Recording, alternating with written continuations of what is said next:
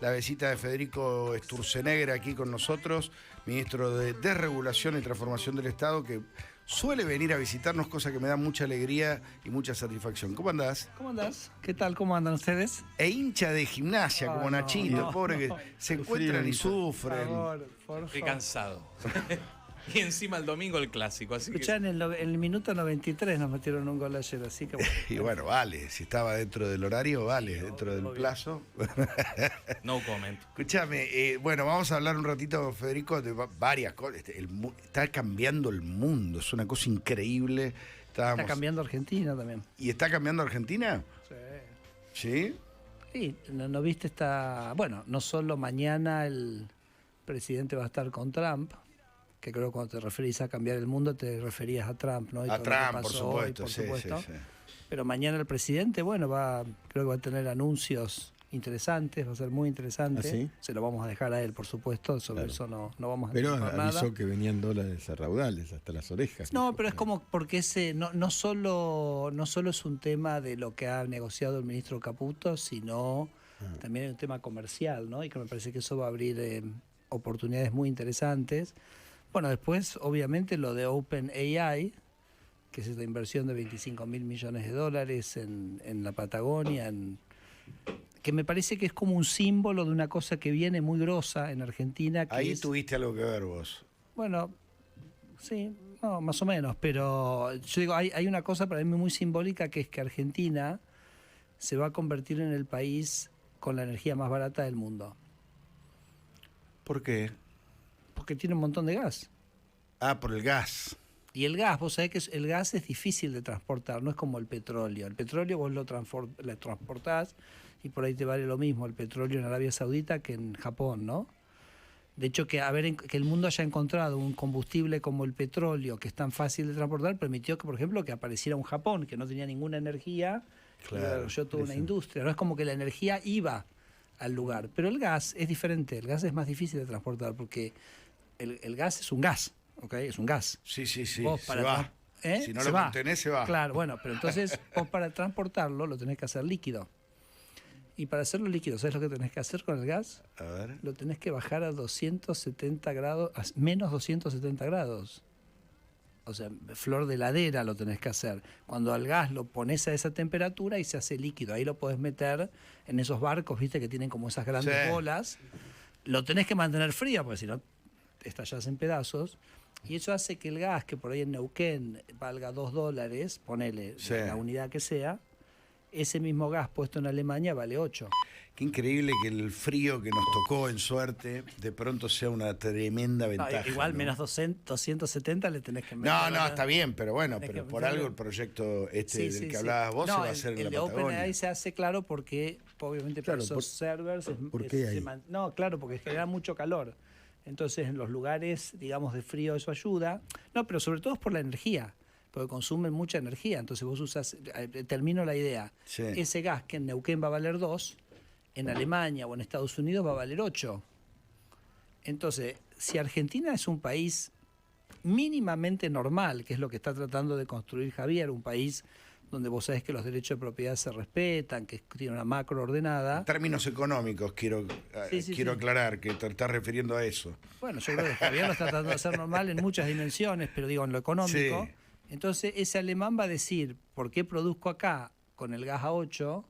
Si puedo producir en Argentina. Ahí está, a 2, ¿no? Entonces vos pensás que, por ejemplo, en Estados Unidos también encontró un montón de gas en Texas, menos que el que tiene Argentina, para que te des una idea, y Estados Unidos empezó a reindustrializarse.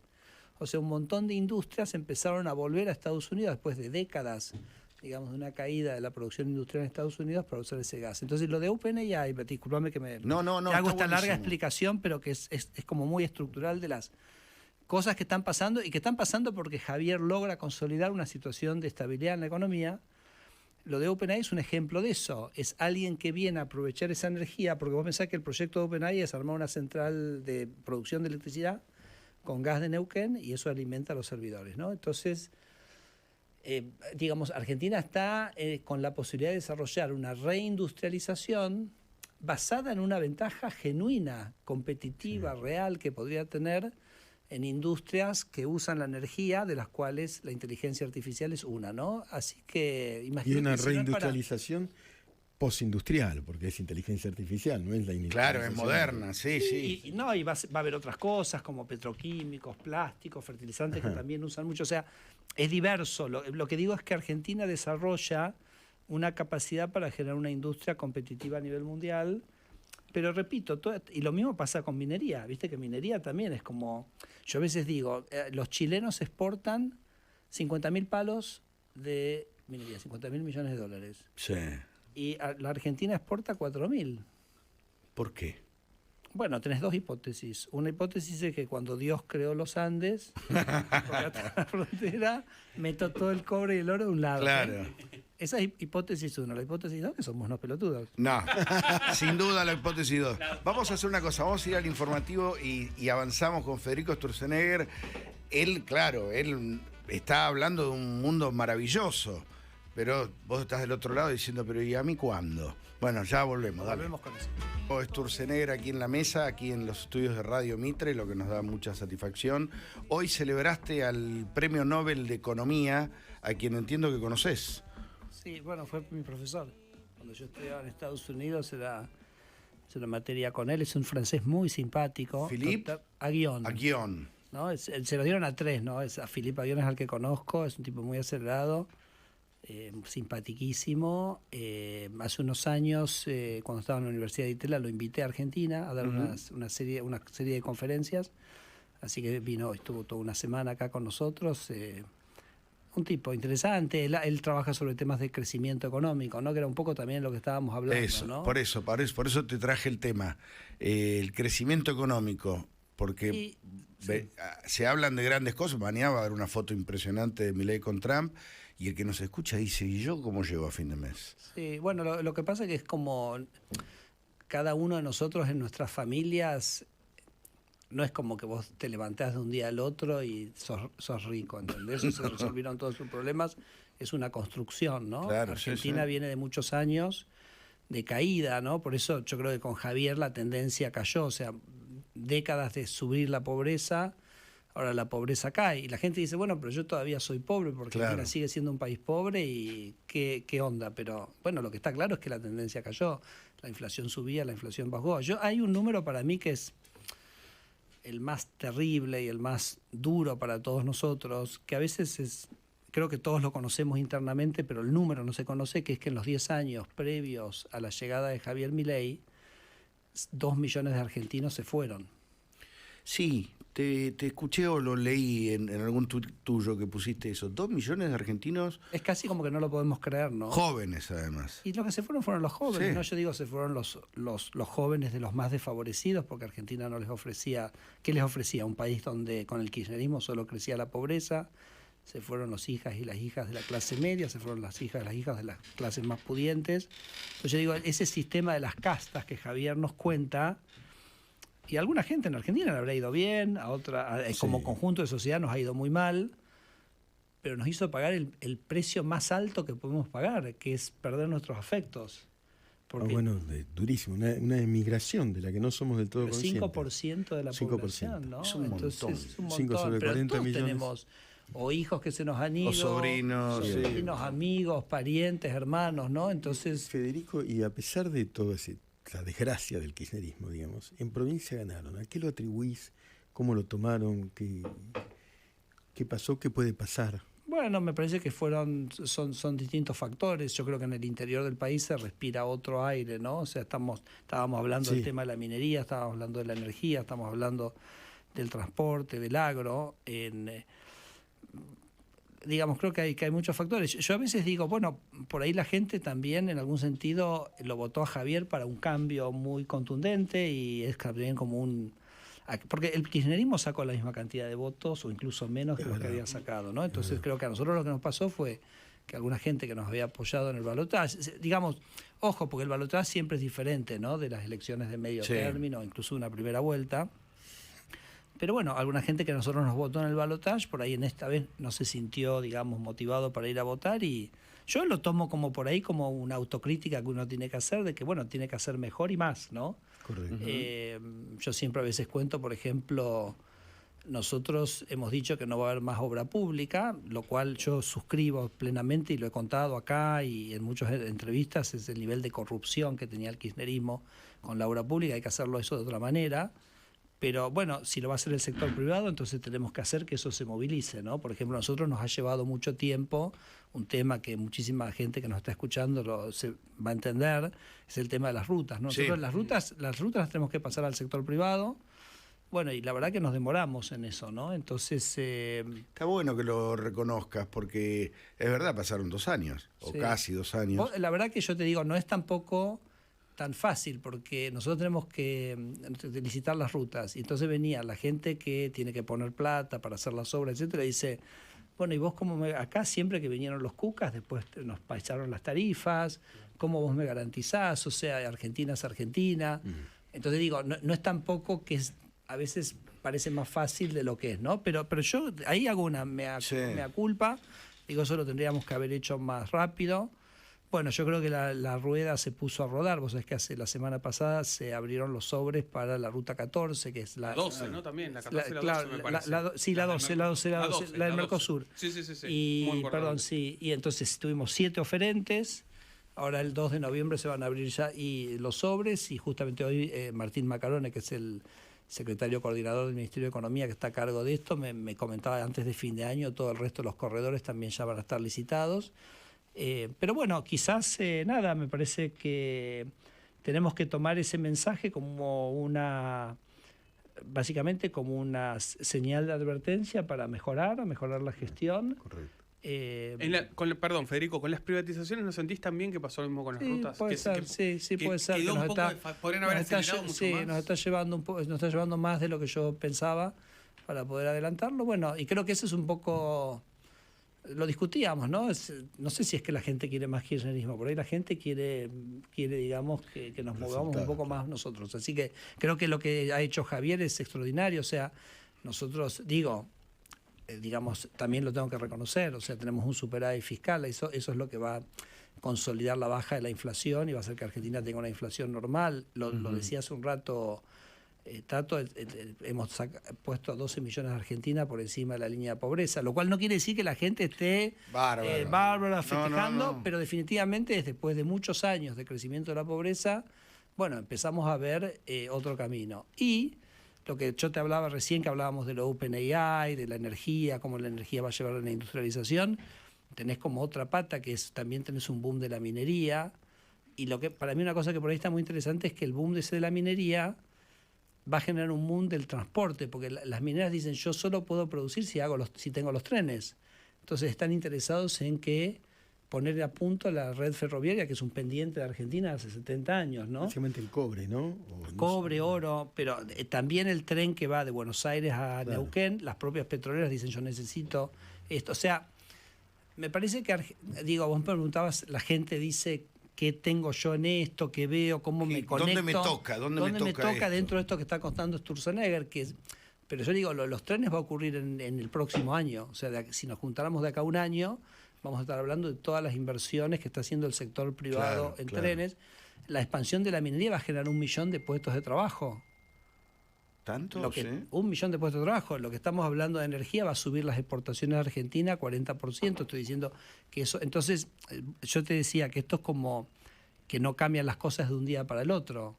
Pero lo que tenemos que entender es que estamos en un proceso. Yo creo que si Argentina consolida lo que está haciendo Javier, que son 2 cosas primordialmente, que es el equilibrio fiscal, o sea, tener, digamos, la casa fiscal en orden, que es la base fundamental de la estabilidad macroeconómica, que nadie lo ha hecho antes. Y que no piensen que eso tampoco es soplar y hacer botella, eso es pelear todos los días para que eso siga así, a veces con un Congreso que está, viste, te está envenenando. El Congreso es un cambalache. También debo decirte que esto que vos bien señalás, fue posible porque la sociedad acompañó. Por supuesto.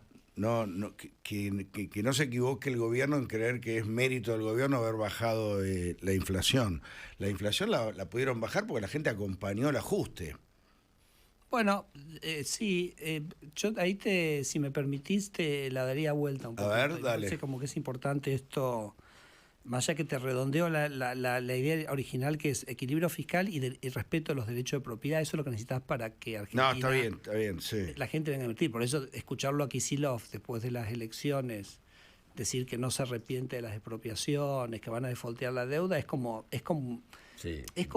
destructor de eso que nosotros necesitamos para que Argentina crezca y que esas inversiones crezcan, ¿no? Pero bueno, el tema es que es creíble porque lo hicieron ya. Pues yo te diría, si para cualquier otro que dijera eso, digo, bueno, es una cosa que dice de campaña, pero no, lo hicieron, ¿no? Entonces me parece que eso es como importante, eso es importante como remarcarlo, ¿no? Sí. No, pero yo te decía lo de la sociedad, porque la verdad es que el esfuerzo lo hicieron todos los argentinos. Sí, pero ahí te voy, te lo A ver, doy vuelta. dámelo vuelta, por eso te volví al tema porque quiero que redondees la idea. Es importante. Cuando el Estado es grande, alguien tiene que pagar ese gasto que hace el Estado. Sí. Entonces o lo pagamos con impuestos o lo pagamos por ahí con emisión monetaria, si no hay impuestos, y eso genera inflación. ¿Está bien? Pero así como en nuestras casas, cada peso que gastamos, la guita de algún lado sale, el Estado es lo mismo. Entonces, yo te pregunto lo siguiente, si el Estado es grande, ¿tenemos que poner muchos impuestos o pocos impuestos? Muchos. Entonces el ajuste es el Estado grande. El ajuste de la gente. Sí, claro. Y la guita para los políticos. Sí. Porque el Estado grande es el político que te dice, che, dame tu guita, que yo te voy a decir cómo la voy a gastar. Y quédate tranquilo que va a estar bueno para vos, etcétera. Pero lo siguen diciendo, ¿no? Lo siguen diciendo y lo siguen haciendo. Hay síntomas de corrupción. A ver, Kicillof aumentó los impuestos el día después de la elección. Entonces, ahora, vos cuando bajás el gasto, vos cada peso que bajás de gasto es un impuesto menos que tenés que cobrar. Entonces, cuando Javier baja el gasto 5 puntos del PBI, es tremendo, quiere decir que hay 5 puntos menos de impuestos que le cobra a la gente. ¿Y cuál fue el impuesto más importante que bajó? La inflación, la inflación monetaria. Claro. Y como le bajó la inflación monetaria, Bien, alumnos Pilman. Escuchando pero se sigue la lógica, ¿no? Entonces, vos bajaste el gasto, bajaste la emisión, bajaste la inflación, ese es un impuesto que primordialmente lo pagan los más pobres.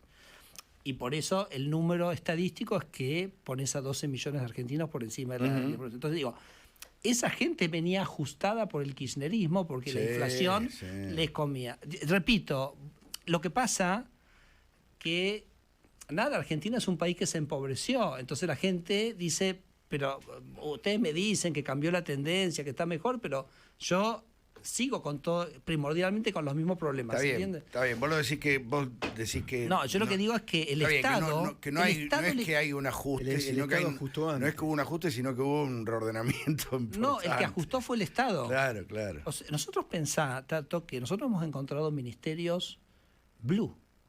Falso. ¿Viste cómo hay falso? Mentira. No, como viste cómo está el dólar blue. Sí. Y te lo voy a contar y ahora cuando te lo cuente y el que nos escuche se lo va a visualizar. Vos tenías el Ministerio de Desarrollo Social que lo manejaba Victoria Tolosa Paz. ¿Se acuerdan de eso? Sí. ¿Cómo no? Sí. Bueno, había un ministerio paralelo que lo manejaba un señor que se llamaba Emilio Pérsico. Claro. ¿Se acuerdan de eso? Era una secretaría supuestamente dentro del ministerio. Era un ministerio paralelo. Horrible. Era un ministerio paralelo. Sí, entonces claro, vos tenías tenías miles de personas que cobraban su sueldo. ¿Y quién pagaba esos sueldos? Nosotros dijimos, ¿dónde está esta gente? ¿Dónde está trabajando? Busquémosla. No la encontrábamos por ningún lado. Y eso lo pagábamos todos nosotros. Ese ordenamiento del Estado al que haces referencia, ¿continúa? ¿Va a continuar? Continúa, por supuesto que continúa. Nosotros, mira, a veces la gente me pregunta, porque nosotros hay más o menos unos 55.000 empleados públicos de unos 300.000 que se han ido, y la gente como que se preocupa, ¿no? Se preocupa por qué pasó con esa gente, etcétera, ¿no? Pero eso a nosotros nos permitió ahorrar $2.000 millones por año, esos 53.000 personas. Y eso quiere decir $2.000 millones por año que nosotros no tenemos que cobrarle de impuestos a la gente. Y eso quiere decir que le devolvemos a la gente $2.000 millones. ¿Qué hace la gente con $2.000 millones en el bolsillo? Los gasta. Consume. Los gasta. Y ese gasto crea empleo en otro lado. O sea, la gente vas al supermercado, vas a comer afuera, te compras una pilcha, te dices me voy a Mina Clavero con la familia, no sé, lo que sea. Entonces, por eso el empleo en Argentina ha crecido en el último año, ¿no? Entonces, me parece como que es importante que ahora ese empleo es la gente gastando su dinero y no dándole ese dinero a un político para que el político decida en qué gastarlo. ¿En qué lo gastaba el político? Y lo gastaba en un ministerio paralelo. ¿Y qué recibía la gente de eso? No recibía nada. Obligación de ir a las marchas. ¿Cómo? Obligación de ir a las Claro, marchas. bueno, esos eran los gerentes de la pobreza que... Pérsico estaba ahí. Sí, claro. Te intermediaban eso. Sí. Bueno, ¿Qué va a pasar mañana con Trump? ¿Qué sabes? sé mucho. Lo que pasa es que no... No podés contar nada. Bueno, no, lo que pasa es que Estás editando, Federico. yo se lo vamos a dejar al presidente. Nosotros recién hablábamos un poquito del off, que yo diría hay como dos dimensiones de esto, ¿no? Que es parte también de esto que está logrando el presidente Milei. Que nada, que me parece que está bueno que lo podamos comentar, ¿no? Porque es mucho lo que está en juego en las elecciones, ¿no? No solo, como yo decía, el que nuestros hijos se vayan o no. Hay una parte que es la que ha tomado la atención de los medios, que es todo el tema de los dólares, que si que compran pesos, todo eso, ¿correcto? Sí, Entonces, porque se fue el dólar en 1.500 y todos claro. nos asustamos. ¿no? Sí, claro. Entonces, bueno, esa intervención de Estados Unidos, vos sabés que ocurrió parecida solo 2 veces antes. En México, ¿no? No, perdón, 3 veces antes, tenés razón. México, Ujú. Alemania y Japón. O sea, claro, en su momento, cuando arrancaba, ¿no?, la economía alemana y japonesa, digo, para que lo tengamos en perspectiva de lo que estamos viviendo. Pero entonces eso ha sido una dimensión. Pero después hay otra dimensión en la que hemos trabajado muchos ministerios del Sí. gobierno que tienen que ver con lo que se llama el acuerdo comercial. Ujú. Entonces, el acuerdo comercial es nada, viste que Trump está como un poco duro con esto, así como a veces se pone duro y logró hoy lo que logró con los rehenes, ¿no?, israelíes en Gaza. En lo comercial, bueno, y entonces ahí va a haber como novedades también, me parece interesantes, que van a comentar mañana, donde, bueno, me parece que Argentina va a recibir una posición que es acorde a esta relación que ha establecido el presidente Milei con Trump, y que me parece que va a abrir interesantes oportunidades para muchos sectores de la economía argentina. Bueno, es muy importante lo que estás adelantando. Mañana tendremos precisiones, pero hablas de una facilidad para hacer negocios Sí. con Estados Unidos. ¿Por qué? ¿Qué ve Trump en Milei o en la Argentina? No sé. No, bueno, yo creo que son dos personas que comparten, por supuesto no son idénticas, ¿no?, pero comparten muchas visiones. Creo que además Argentina tiene una alineación como lo ha dicho Javier, con Estados Unidos e Israel, que es única en Latinoamérica. Me parece que por eso, desde el punto de vista geopolítico, es un socio interesante para Estados Unidos.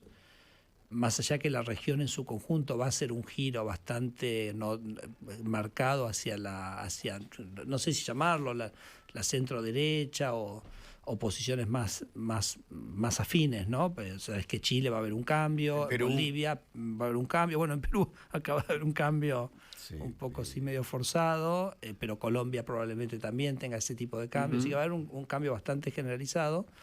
Pero hoy Argentina es claramente el país más alineado, y creo que eso es algo que ellos ven con muy buenos ojos. Más allá también de una cosa que es un poquito más personal, pero que siempre juega, que Javier Milei le dio un apoyo a Trump cuando Trump estaba en el llano, ¿correcto? Sí. Entonces me parece que esas En cosas también, agradecimiento sí, ahí. eso me parece que también vale. Lo que viene son elecciones legislativas, y Sí. te lo remarco porque creo que, bueno, no te voy a invitar a opinar de esto porque por ahí te meto en líos, pero creo que el punto más frágil que tiene el gobierno es en el Congreso de la Nación, y lo que se viene es una elección justamente para elegir diputados y senadores. Sí. ¿Por qué hay que volver a confiar, para los que votaron a legisladores y senadores de ustedes, en los libertarios, cuando prendés la tele y ves cada uno que no lo podés creer? Bueno, porque vos, a ver, yo creo que las cosas que hacen daño son las cosas que está haciendo la oposición en este momento, particularmente esto de cómo emitir leyes que generan gastos sin hacerse cargo de los recursos, ¿no? Porque para gastar somos todos felices, para bajar impuestos somos todos felices, pero uno tiene que ser un adulto y tiene que, digamos, hacer que ¿no? Pensá en tu casa.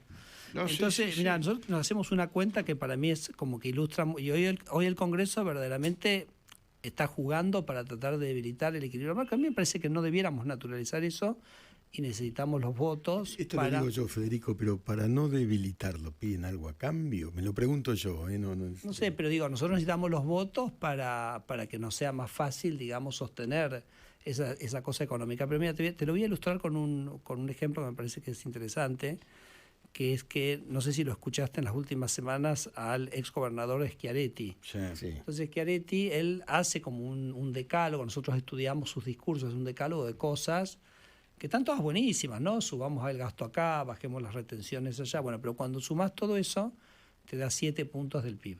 Y hay una cuenta muy fácil para hacer, que es que vos para recaudar un punto del PBI tendrías que poner 3 puntos de IVA. ¿Viste que el IVA es 21? Sí. Bueno, 24. entonces Para uno. si vos para un punto del PBI vos tenés que subir 3 puntos del IVA. Digo, eso es lo que es lógico, ¿no? Digo, lo que es serio. Es decir, quiero gastar esto y te digo cómo lo voy a financiar. Bueno, con 3 puntos del IVA. Entonces, si vos tenés 7 puntos del PIB, ¿a dónde tendrías que llevar el IVA? Ah, sí, una locura. ¿Entendés? 3 por 7, 21, más 21 sería 42. Entonces, Si lo duplicás, pero exactamente. lo que el presidente dice es, el Congreso puede decidir gastar más, pero lo que no puede es la irresponsabilidad de no decir de dónde vienen los recursos. Claro.